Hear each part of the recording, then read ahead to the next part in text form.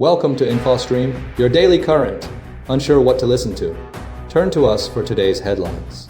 Stay informed. Nvidia and AMD face financial penalties for China chip sales. Al Jazeera journalists were killed in Gaza. Tensions rise in the South China Sea. The Trump-Putin summit created global concern. Colombian Senator Uribe died after an assassination. Instability grows in Mali with a soldier's arrest. South Korea's military is declining rapidly. Australia is set to recognize Palestine. Israeli settlers escalate violence in the West Bank. A devastating earthquake hit Balıkesir, Turkey. Youth unemployment drives a new trend in China. 8 people died in an Ecuador nightclub shooting. Japan is supplying advanced warships to a U.S. ally. India's boycott of U.S. brands fuels nationalism. The global plastic treaty remains unresolved. Nvidia and AMD to pay U.S. government 15% of China chip sales. Nvidia and AMD have reached an unprecedented agreement with the U.S. government, committing to pay 15% of their revenue from chip sales to China. This arrangement, facilitated by Nvidia CEO Jensen Huang's meetings with President Trump, aims to secure export licenses and maintain access to the significant Chinese market. The deal stems from prior U.S. restrictions on advanced chip sales to China, primarily driven by national security concerns. Initially, Trump sought 20% but negotiated down to 15%. The chips in question, Nvidia's H20 and AMD's MI308, are AI processors targeted for the Chinese market. While not Nvidia's highest-end chips, their sale is crucial for maintaining U.S. business dominance in AI technology. The U.S. government views the chips as a potential national security risk, despite acknowledging China's existing access to similar technology. The agreement has sparked debate and raised concerns among U.S. lawmakers and industry observers. Some worry about the potential for China to utilize the chips in military or AI development. However, the U.S. government argues that the 15% payment represents a valuable negotiating chip in broader trade talks with China. China's Cybersecurity Administration has expressed concerns over potential backdoors and remote shutdown capabilities within the chips, echoing previous U.S. concerns about Chinese technology. This has fueled speculation about a possible trade deal involving restrictions on high-bandwidth memories, the HBM chips, another critical component for AI processors. The U.S. government's willingness to adjust its stance on chip exports reflects a strategic effort to balance economic interests with national security considerations. The arrangement underscores the complex and evolving relationship between the two nations regarding technological dominance and trade. The potential for a trade truce between the U.S. and China, which would reduce triple-digit tariffs, is currently underway, further complicating the technological landscape. Both nations are vying for leadership in AI and semiconductor technology, and this agreement represents a key step in that ongoing competition. Al Jazeera journalists killed in Israeli strike in Gaza. A deadly Israeli strike resulted in the deaths of 5 Al Jazeera journalists, including a prominent correspondent, Anas al-Sharif, and 4 colleagues, within 10 housing reporters in Gaza City. The Israeli military confirmed the attack, labeling al-Sharif as a terrorist, posing as a journalist affiliated with the Hamas terrorist organization. The incident has reignited tensions between Al Jazeera and Israel, further exacerbating the already dire situation in Gaza. The attack occurred as Israel prepares to expand its military operations, aiming to target remaining Hamas strongholds within Gaza City. Prime Minister Benjamin Netanyahu defended the planned offensive, asserting a commitment to victory despite international condemnation. The expansion raises serious concerns about the safety of journalists and civilians alike. The deaths bring the total number of media workers killed in Gaza since the conflict began to over 200, according to media watchdogs. The targeting of journalists underscores a pattern of accusations leveled by Israeli authorities, often without providing verifiable evidence. The Committee to Protect Journalists has repeatedly called for protection of journalists, highlighting the dangers posed by Israel's approach. The situation in Gaza remains critical, with warnings of a potential famine and increased humanitarian concerns. International organizations have voiced deep apprehension regarding Israel's expanded military operations and their potential impact on civilian populations. UN Assistant Secretary General Miroslav Jenka cautioned that the plans could trigger another calamity in Gaza. Al Jazeera, a Qatar-based broadcaster, has been a key source of reporting from Gaza, and the loss of its journalists represents a significant blow to independent media coverage. The ongoing conflict has created immense challenges for journalists operating in the territory, demanding constant vigilance and exposing them to significant risks. The expansion of Israeli operations amplifies these dangers. The international community continues to grapple with the complexities of the conflict and the protection of journalists operating within the war zone. South China Sea tensions escalate with multiple incidents, recent events in the South China Sea have dramatically heightened tensions between China and the Philippines, involving collisions and aggressive maneuvers. The first incident involved a Chinese Coast Guard vessel and a larger People's Liberation Army Navy vessel colliding while pursuing a Philippine Coast Guard ship near the Scarborough Shoal. The Chinese Coast Guard vessel sustained significant damage, rendering it unseaworthy, and the Chinese Coast Guard reportedly refused assistance offered by the Philippine ship. A subsequent incident involved a Chinese Coast Guard ship and a larger PLA Navy vessel colliding while chasing a Philippine patrol ship. The Chinese Coast Guard's actions were described as professional, standardized, legitimate, and legal, while the Philippines consistently urges China to respect international conventions and demonstrate professionalism, particularly considering China's claims over the region. Philippine President Ferdinand Marcos emphasized the continued presence of Philippine patrol vessels in the area to defend its sovereign rights, stating that Manila would not be able to remain neutral in a potential conflict between China and Taiwan. Marcos clarified that his comments regarding potential involvement in a conflict were intended as a warning against provocative actions, not an endorsement of escalation. He noted that over 100,000 Filipinos reside in Taiwan and would require evacuation should a conflict arise. The cost of the Chagos deal is also under scrutiny, with the Conservative Party claiming a total expenditure of $30 billion, while the government has calculated a lower figure of $3.4 billion, adjusting for inflation and future value. The government's calculation accounts for future inflation and utilizes a social time preference discount to reflect the present value of future costs and benefits. These incidents highlight the ongoing territorial disputes in the South China Sea and the increasingly assertive behavior of China, coupled with the Philippines' determination to protect its claims and interests in the region. The situation remains volatile and requires careful diplomatic management to prevent further escalation. The Chinese Coast Guard maintained and acted in accordance with the law, while the Philippines continues to advocate for adherence to international norms and regulations. Trump-Putin Alaska summit sparks uncertainty and European anxiety. The impending summit between U.S. President Donald Trump and Russian President Vladimir Putin in Alaska is generating significant uncertainty and heightened anxiety among European leaders, primarily due to a lack of clarity surrounding the Kremlin's objectives and potential demands. The summit, hastily arranged, aims to address the ongoing war in Ukraine, but the divergent perspectives and lack of established communication channels are fueling concerns about a potential rollback of Ukrainian gains and a weakening of transatlantic alliances. Several key issues are driving the European apprehension. Firstly, the lack of transparency regarding Putin's proposals is paramount. The Kremlin has offered no concrete details about its demands, further complicating the situation. Secondly, the possibility of a demand for a ceasefire along the current front lines, potentially ceding territory to Russia, is viewed as a dangerous precedent, echoing the Munich Agreement of 1938.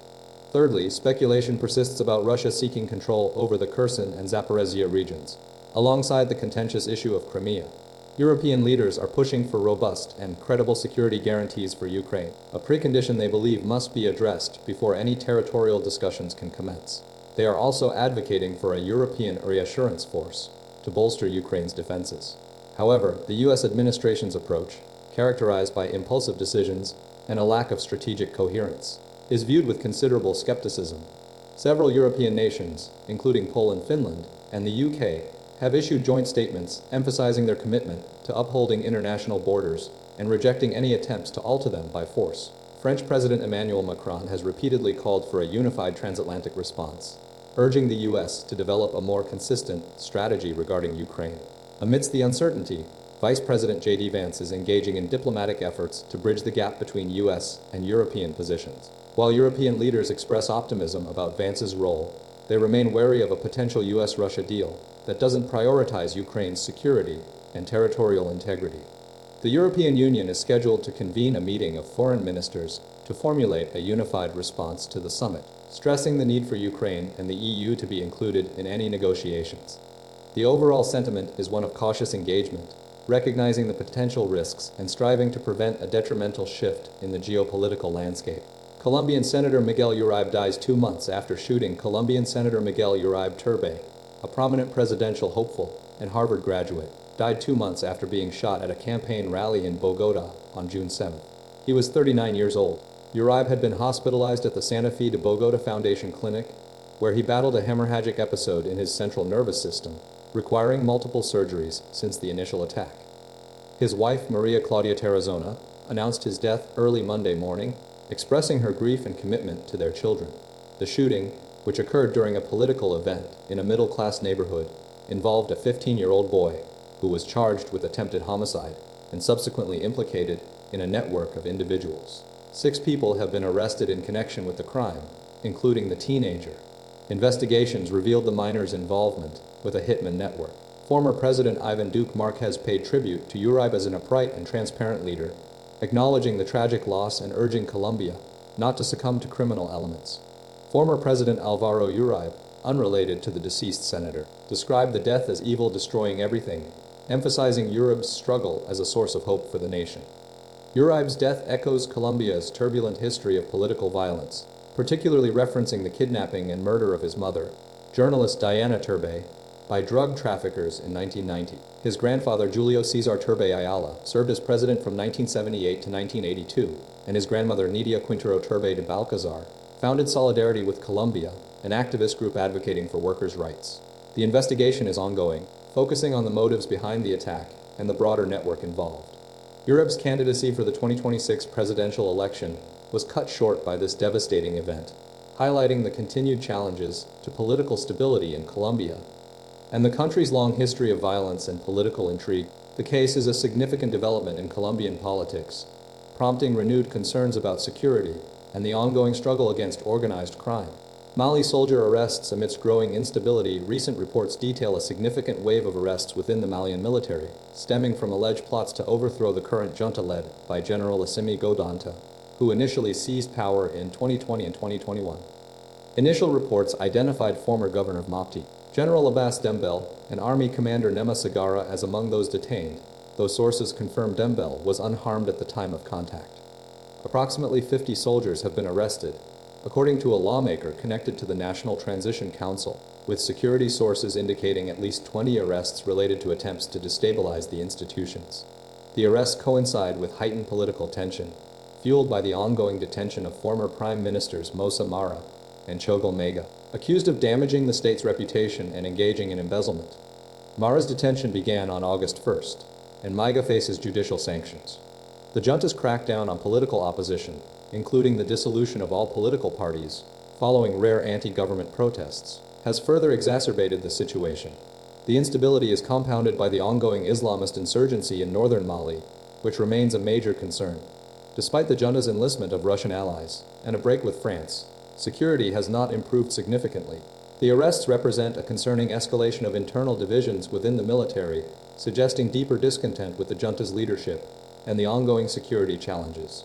The transition period has been extended to 2030, solidifying Gobanta's prolonged control. The situation underscores the fragility of the Malian government and the persistent difficulties in achieving stability amidst ongoing conflict and political maneuvering.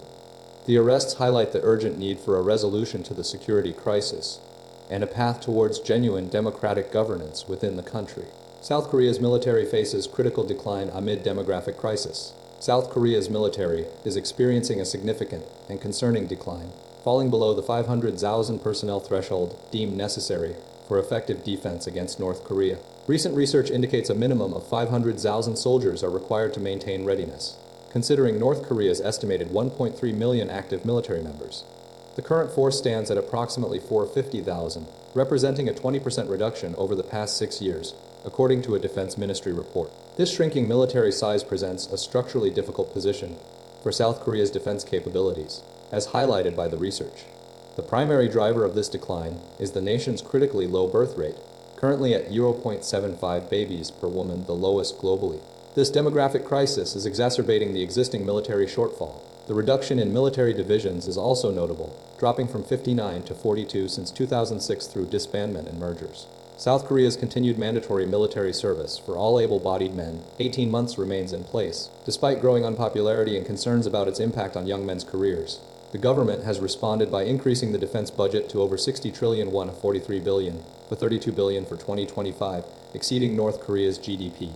However, the long-term viability of this strategy is questionable given the persistent demographic challenges. The debate surrounding conscription has expanded to include discussions about gender equality, with some advocating for the inclusion of female citizens. the nation's consistently low birth rates reaching a 0.98 in 2018, 0.840, 0.72 in 2023, and 0.75 in 2024 pose a severe threat, potentially leading to a population halving within 60 years if the trend continues. The situation underscores the urgent need for decisive national-level action to address this critical military and demographic imbalance. Australia to recognize Palestinian state. Australia will formally recognize the State of Palestine at the United Nations General Assembly in September, announced Prime Minister Anthony Albanese. This significant move follows similar declarations by the United Kingdom, France, and Canada, reflecting a growing international trend towards acknowledging Palestinian sovereignty. The decision is rooted in the belief that a two-state solution represents humanity's best chance to resolve the ongoing conflict in the Middle East, aiming to end violence, suffering, and starvation in Gaza. The Australian government secured commitments from the Palestinian Authority, including a pledge to demilitarize, hold general elections, and ensure Hamas plays no role in any future state. These assurances were crucial to the government's decision-making process. Prime Minister Albanese emphasized the importance of seizing a moment of opportunity through collaboration with the international community. The recognition comes amidst escalating concerns regarding the humanitarian crisis in Gaza, where 5 individuals have died due to starvation and malnutrition, bringing the total death toll to 217, according to the Hamas-run health ministry. The ministry also reported over 61,000 fatalities resulting from Israel's military campaign since 2023, launched in response to the October 7th attack by Hamas, which resulted in the deaths of approximately 200 people and the abduction of 251 individuals. Following the announcement, a large pro-Palestinian demonstration took place in Sydney, drawing tens of thousands of supporters who marched across the Sydney Harbour Bridge. Discussions regarding this decision were held with counterparts in the UK, France, New Zealand, and Japan over the past 2 weeks, highlighting a coordinated effort within the international community. The Australian government's action signifies a shift in its long-standing policy and a renewed commitment to supporting a peaceful resolution to the Israeli-Palestinian conflict. Israeli settler campaign intensifies in West Bank. The ongoing conflict in the West Bank has escalated dramatically following the October 7th Hamas attacks, with Israeli settlers intensifying their campaign to displace Palestinians. Led by figures like Meir Simcha, settlers, particularly those associated with the Hilltop Youth Movement, are implementing a strategy aimed at accelerating settlement expansion and effectively extinguishing any remaining hopes for a Palestinian state.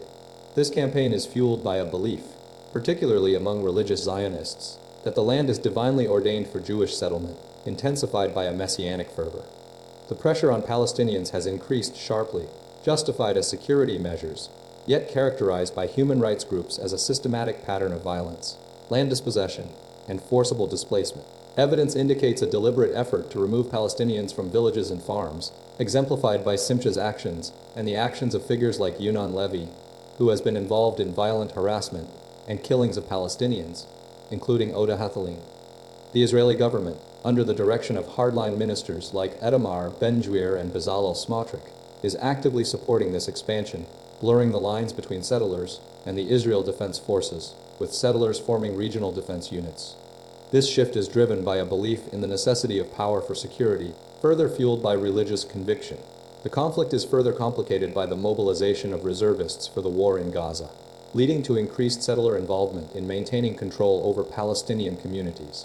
This has resulted in a significant rise in settler violence, a response to Palestinian resistance, and a deepening of the humanitarian crisis in the West Bank. Breaking the Silence, an organization led by Yehuda Shaul, highlights the brutal reality of the occupation, emphasizing the blurred lines between settlers and the military and the devastating impact of the prolonged conflict. The situation is characterized by a cycle of violence, with settlers increasingly acting as the military force and Palestinians responding with resistance. The international community's response, including the International Court of Justice's advisory opinion, has failed to halt the escalating crisis. The conflict continues to threaten regional stability and underscores the deep-seated challenges to achieving a lasting peace. Turkey earthquake causes casualties and building damage in Balıkesir. A significant earthquake struck the Balıkesir province of Turkey on Sunday evening, resulting in 1 confirmed fatality and widespread damage to buildings. The tremor, registering a magnitude of 6.1, was centered in the town of Sindirgi, within the northwest region of the province. Following the quake, an 81-year-old woman succumbed to her injuries after being rescued from the rubble of a collapsed building. The impact of the earthquake was substantial, with 16 structures collapsing across the affected area. Emergency responders reported a total of 29 individuals injured, highlighting the severity of the event. Ali Yerlikaya, the Minister of Interior, confirmed the extent of the damage and the immediate response efforts. The earthquake was recorded at approximately 1953 local time, 1653 GMT, and its effects were felt as far as Istanbul, demonstrating the earthquake's considerable reach. Turkish disaster management agencies swiftly mobilized to coordinate rescue operations and provide assistance to those affected. Search and rescue teams worked tirelessly to locate and extract survivors trapped beneath the debris. Medical personnel attended to the injured, and efforts were focused on providing immediate medical care and support. The Turkish government has initiated assessments to determine the full extent of the damage and to plan for reconstruction efforts. The event underscores the ongoing seismic vulnerability of Turkey and the importance of preparedness measures. Further investigations are underway to analyze the geological conditions and assess the potential for future seismic activity in the region. China's pretend office trend reflects youth unemployment challenges. A growing trend in China sees young, unemployed adults paying to simulate work environments, driven by high youth unemployment rates and a challenging job market. These pretend offices, operating in cities like Dongguan, Shanghai, and Shenzhen, offer daily workspaces equipped with computers, internet access, and meeting rooms, allowing individuals to appear employed and maintain a sense of purpose. The phenomenon is fueled by a sluggish economy, a mismatch between education and job market demands, and a lack of traditional employment opportunities. Individuals like Shui Zhou, a former food business owner, and Xiaowen Tang, a recent university graduate, participate in these schemes to fulfill graduation requirements, alleviate parental pressure, or simply gain a structured environment for job searching or freelance work. The daily fees, typically between 30 and 50 yuan, often include lunch, snacks, and drinks. Participants can engage in activities such as job applications, starting small businesses, or pursuing personal projects.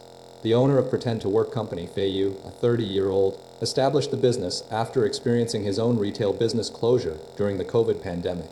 He describes the offering as selling a dignity, recognizing the frustration and powerlessness felt by many young people struggling to find work. Many participants, particularly recent graduates, use the simulated environments to provide proof of internship experience to their universities, addressing graduation requirements. Experts like Dr. Christian Yao and Dr. Biao Zhang attribute the trend to a broader sense of frustration and a need for transitional solutions. The operation caters to a diverse clientele, including freelancers, digital nomads, and those working in e-commerce, with an average age around 30. The trend highlights the economic challenges faced by young adults in China and the innovative, albeit unconventional, ways they are responding to the situation, seeking a sense of structure and purpose despite limited employment options. The success of Pretend to Work company, with all workstations filled within a month of launch, demonstrates the significant demand for this type of service. Ecuador nightclub shooting results in 8 fatalities. A devastating shooting occurred at a nightclub in Ecuador, resulting in the deaths of 8 individuals and the injury of 3 others. The incident took place early Sunday morning at the Santa Lucia property, located in the small coastal town of Santa Lucia, within the Guayas province. Police responded to a call that described an active shooter situation within the establishment. Upon arrival, officers discovered 7 individuals already deceased, having been victims of gunfire.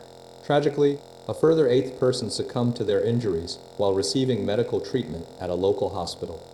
The specific circumstances surrounding the shooting remain under investigation, and the motive for the attack has yet to be determined. Authorities are actively pursuing leads and gathering evidence to ascertain the identities of the perpetrators and their intentions. The ongoing investigation is focusing on potential links to the broader context of gang violence that has been escalating across Ecuador. It's important to note that the Guayas province, where the shooting occurred, is currently subject to a state of emergency. This declaration was implemented as part of a wider governmental effort to combat escalating gang activity and restore order. The state of emergency encompasses 4 provinces within Ecuador, signifying the severity of the security situation. The Santa Lucia nightclub is situated in a region particularly vulnerable to gang-related crime, highlighting the challenges faced by local authorities in maintaining public safety. The investigation is expected to delve into potential connections between the shooting and the ongoing state of emergency, seeking to understand the broader implications of the violence and the factors contributing to it. Japan is selling top-of-the-line warships to another key U.S. ally. Australia has finalized a $6.5 billion deal to purchase 11 Mogami-class frigates from Japan, a significant move bolstering Canberra's maritime capabilities and solidifying Tokyo's position as a major weapons exporter. The frigates, produced by Mitsubishi Heavy Industries, are considered state-of-the-art, potentially exceeding the capabilities of China's, or even the United States' current fleet.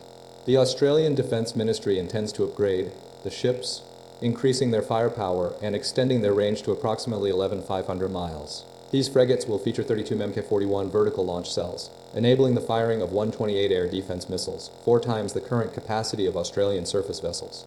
The Mk-41 cells can also accommodate Tomahawk cruise missiles with a range of 1,000 miles. Japanese Defense Minister Gen Nakatani emphasized the strategic importance of the deal, highlighting it as a key step in bolstering security cooperation with Australia. The deal represents a shift in Japanese defense policy, allowing for exports of surveillance and reconnaissance equipment, previously prohibited. This marks Japan's first lethal weapons sale, consisting of Patriot missile interceptors to the U.S. The Mogami-class frigates are noted for their reduced manning, a crew of 90 compared to Australia's current Anzac-class frigates, 170, reflecting modern shipbuilding advancements. This is particularly relevant given Australia's military recruiting challenges.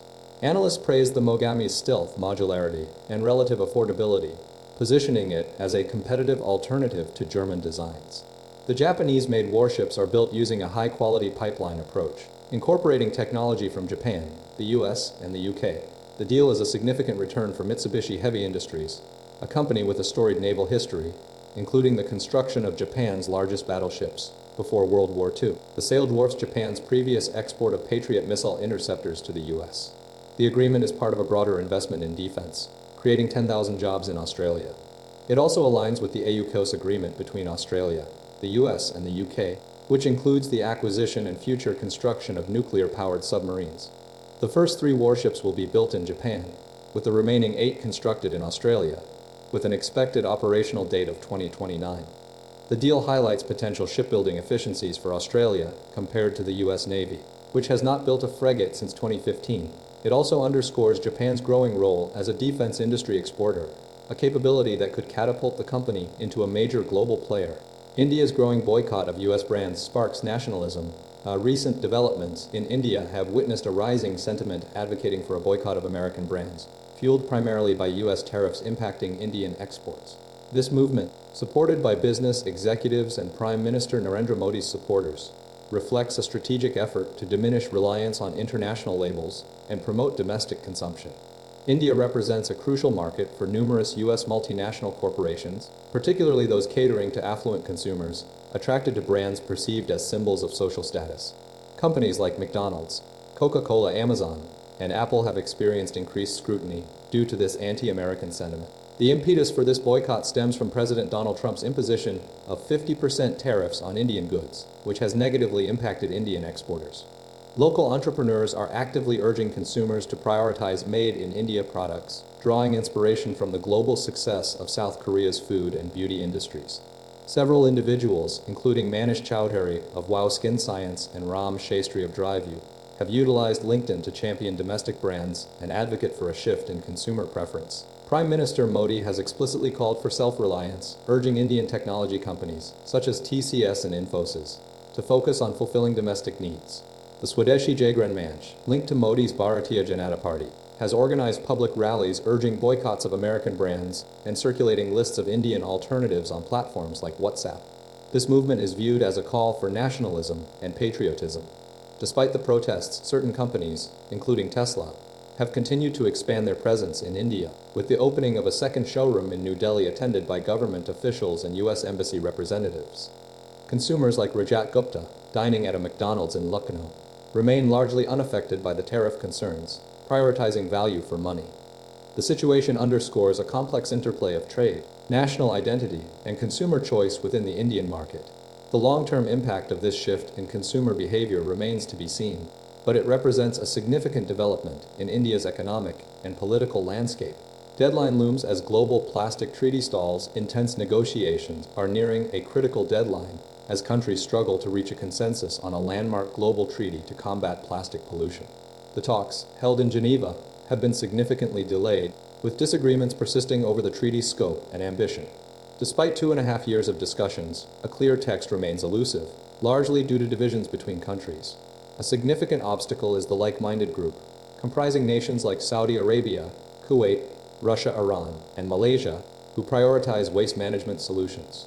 Conversely, the ambitious group, including the European Union, many African and Latin American countries, and island nations, advocates for stricter measures, such as curbing plastic production and phasing out harmful chemicals. The treaty's complexity is further compounded by a rapidly growing number of bracketed clauses, swelling the document from 22 to 35 pages, and increasing the number of brackets to nearly 500.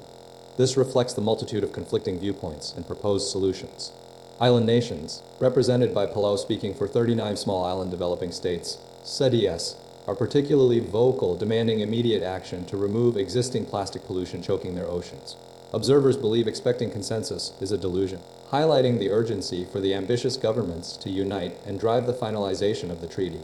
The EU's Environment Commissioner, Jessica Rosewall, urged countries to expedite negotiations, emphasizing the historical significance of the opportunity, with 70 ministers and 30 senior government officials expected to arrive in Geneva.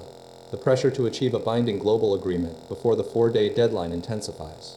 The fate of the treaty, and ultimately the world's oceans, hinges on whether these divergent interests can be reconciled.